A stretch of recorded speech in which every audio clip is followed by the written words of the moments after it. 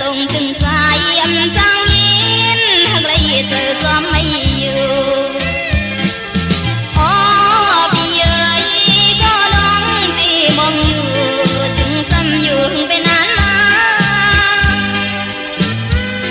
ผมขอเธอนางก็เดียวอยู่สายให้วันเลยคนโจยอดทานยับลังตี